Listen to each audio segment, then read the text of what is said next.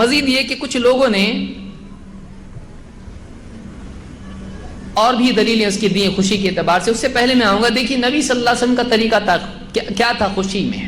اگر مان لیجئے چلیے خوشی ہم کو منانا ہے, جب اللہ کے نبی صلی اللہ علیہ وسلم خوش ہوتے تو آپ کیا کرتے ہیں؟ ابو بکر رضی اللہ تعالیٰ فرماتے ہیں ان النبی صلی اللہ علیہ وسلم کان اذا اتاه امر یسره او بشر به, اللہ کے نبی صلی اللہ علیہ وسلم کو کوئی خوشی کی بات پہنچتی یا کوئی خوشخبری آپ کے پاس آتی, خر ساجدا شکر للہ تبارک و تعالی, تو آپ اللہ کے شکر کے طور پر فوراً سجدے میں گر جاتے ہیں, فوراً سجدے میں چلے جاتے ہیں. اس کو سجدہ شکر کہتے ہیں, سجدہ شکر کہتے ہیں. یہ ابو داؤد اور ابن ماجہ کی روایت ہے اور یہ روایت حسن درجے کی ہے. جہاں تک کہ میرا علم ہے حنفی مذہب میں سجدہ شکر نہیں ہے. وہ کہتے ہیں یہاں سجدے سے مراد سجدہ نہیں ہے بلکہ کیا ہے, نماز ہے. اسی لیے دولہے کو لاتے پکڑ کے اور نماز پڑھاتے اس کو شادی کے دن. کبھی تو ملتا نہیں ہے, آج ملا تو پورے اس کو جھومر میں کیا بولتے ہیں اس کو, سہرا جھومر ہی ہے وہ, اس کے اندر لاتے اس کو پکڑ کے, کہاں مسجد بھی نہیں ملتی اس کو, دروازہ بھی نہیں دکھتا کہاں ہے, گرتے پڑتے آتا بیچارہ اللہ اکبر بول کے جلدی جلدی کون سے سورہ باز والا اس کو پڑھاتا ہے جس کو آتا زور سے جہری, وہ بھی کبھی پڑھا تو نہیں نماز اس نے. اب چلو شادی اور نماز اسی بہانے ہو جائے گی اپنی, ایک شادی کی ایک جنازے کی. جو شادی کی پڑھتا تو سیدھا جنازے کی اس کی پڑھتے دوسرے. تو خوشی کا طریقہ کیا ہے, فوراً سجدے میں آپ صلی اللہ علیہ وسلم گر جاتے تھے. یہ طریقہ تھا آپ کا. کیا سجدہ شکر کرتے ہیں؟ اس دن کون نماز پڑھتا ہے؟ نمازوں کو تو حال سب کو معلوم ہے. عائشہ رضی اللہ عنہ فرماتی ہیں کان اذا اتاه الامر یسره, جب اللہ کے نبی صلی اللہ علیہ وسلم کو کوئی خوشی کی بات پہنچتی, قال الحمد للہ الذی بنعمته تتم الصالحات, تمام تعریف اس اللہ کے لیے ہے, اس ذات کے لیے ہے جس کی نعمت سے, جس کی توفیق سے, جس کی نعمت کی وجہ سے, اسی کی نعمت سے کیا ہوتا ہے, تتم الصالحات, اچھے کام پورے ہوتے ہیں. کہ اللہ کی توفیق نہ ہو تو کوئی کام پورا نہ ہو. اللہ کے نبی صلی اللہ علیہ وسلم خوش ہوتے ایسا بولتے ہیں. آپ صلی اللہ علیہ وسلم نعرے نہیں لگاتے, آپ صلی اللہ علیہ وسلم کے صحابہ جشن نہیں مناتے ہیں, لاٹھی نہیں گھماتے ہیں. خوشی جو ہے, خوشی کا طریقہ کیا ہے, یہ ہمارا نبوی طریقہ ہے خوشی کا. اللہ کے رسول صلی اللہ علیہ وسلم ایسا کرتے تھے, گانا بجانا وہاں نہیں ہوتا تھا خوشی میں. اس حدیث کو ابن السنی نے عمل الیوم اللیلہ میں اور امام حاکم نے المستدرک میں روایت کی اور یہ صحیح روایت ہے. بعض لوگوں نے ایک اور دلیل پیش کی ہے جو بخاری کی ہے. عروہ فرماتے ہیں, یہ تابعی ہیں, وَثُوَيْبَةُ مَوْلَاتٌ لِأَبِي لَهَبْ, ثویبہ ابو لہب کی باندی تھیں. کان ابو لہب اعتقها, ابو لہب نے اس باندی کو آزاد کیا تھا. فأرضعت النبی صلی اللہ علیہ وسلم, تو اس باندی نے اللہ کے نبی صلی اللہ علیہ وسلم کو دودھ پلایا تھا. رضاعت جس کو کہتے ہیں, ارضعت بچپن میں دودھ پلانا. فلما مات ابو لہب, جب ابو لہب کی موت ہو گئی, اریہ بعد اہلہ بشر حیبۃ, ابو لہب کے قریبی کو, کسی قریبی رشتہ دار کو خواب میں ابو لہب بری حالت میں دکھائی دیا. قال له ماذا لقیت, پوچھا کیا ہوا تجھ کو, کیا حال ہوا. قال ابو لہب لم الق بعدکم غیر انی سقیت فی هذه بعتاقتی ثویبہ, ابو لہب نے کہا تم سے جدا ہونے کے بعد یعنی میری موت کے بعد مجھ کو تھوڑی بھی راحت نہیں ملی سوائے اس کے کہ مجھ کو ثویبہ کو آزاد کرنے کی وجہ سے پانی پلایا گیا,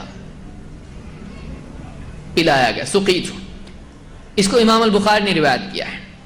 ایک اور روایت جس کو فتح الباری میں ابن حجر نے ذکر کیا ہے, سہیلی کہتے ہیں کہ عباس رضی اللہ عنہ نے فرمایا لما مات ابو لہب, جب ابو لہب کی موت ہو گئی, رأیتہ فی منامی بعد حول فی شر حال, ایک سال بعد اس کی موت کے میں نے ابو لہب کو برے حال میں دیکھا.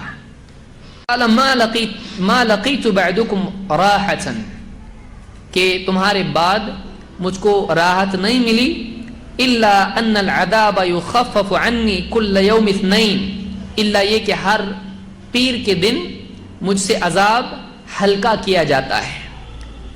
قال وذلك ان النبی صلی اللہ علیہ وسلم ولد یوم الاثنین، اس لیے کہ اللہ کے نبی صلی اللہ علیہ وسلم پیر کے دن پیدا ہوئے۔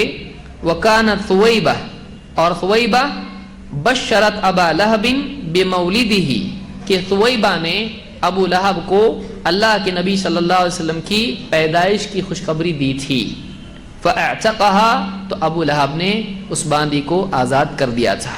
فتح الباری میں سہیلی کے حوالے سے ابن حجر نے اس روایت کو ذکر کیا ہے۔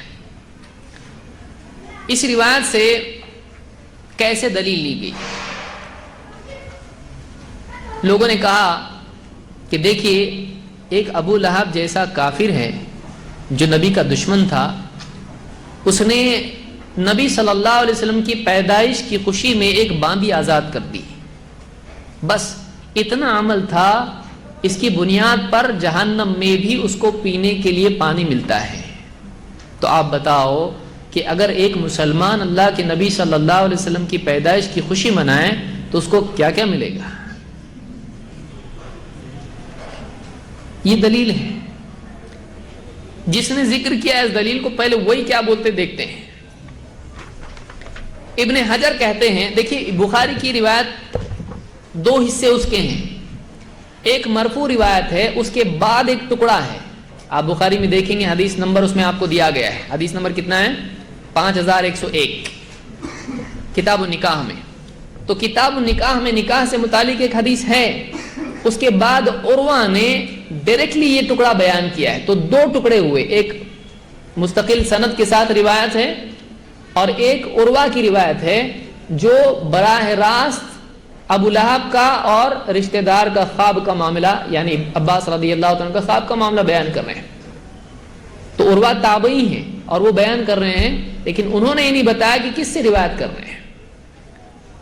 تو یہاں پر ابن حجر اس کے بارے میں کہتے ہیں، وَأُجِيبُ اولا بِأَنَّ الْخَبَرَ مرسل، پہلی بات یہ ہے، یا تو اس کا جواب دیا گیا یا میں جواب دے رہا ہوں۔ اجیب، پہلی بات تو یہ کہ یہ خبر مرسل ہے، یعنی تابعی براہ راست کوئی بات بیان کرے تو اس کو کیا کہتے ہیں؟ مرسل۔ عروہ اس کو بیان کر رہے ہیں، ارسلہ عروہ ولم یذکر من حدثہ بہ، عروہ نے اس کو ذکر کیا ہے لیکن عروہ نے بتایا نہیں کہ انہوں نے کس سے یہ روایت سنی۔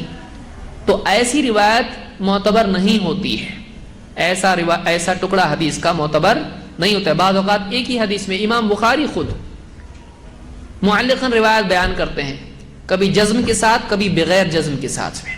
علماء نے کہا امام البخاری جزم کے ساتھ کہیں تو معتبر ہوتی ہے۔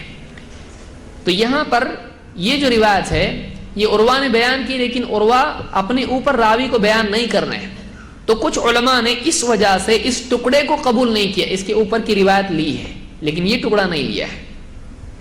کہتے ہیں ارسلہ عروہ ولم یذکر من حدثہ بہ وعلی تقدیر ان یکون موصولا، ابن حجر کہتے ہیں ٹھیک ہے مان لو کہ یہ روایت کیا ہے؟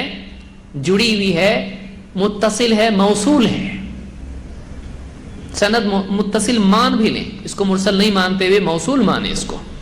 کہتے ہیں فالذی فی الخبر رؤیا منام فلا حجۃ فیہ، کہتے ہیں یہ جو خبر ہے اس میں خواب کا معاملہ ہے اور خواب شرعی دلیل نہیں ہوتا ہے۔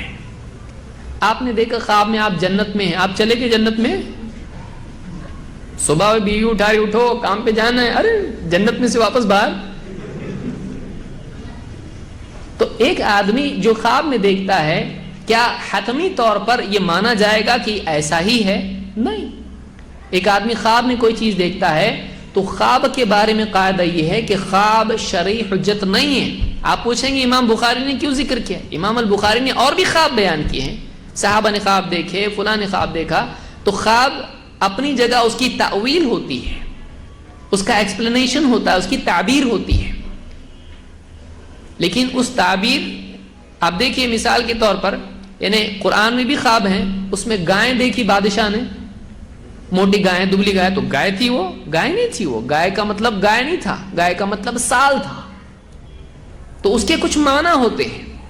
تو یہاں پر کہتے ہیں کہ اس سے یہ دلیل نہیں لی جا سکتی ہے کہ جو دیکھا ہے بعینی ہی وہ ہوا ہے، کیونکہ وہ خواب ہے.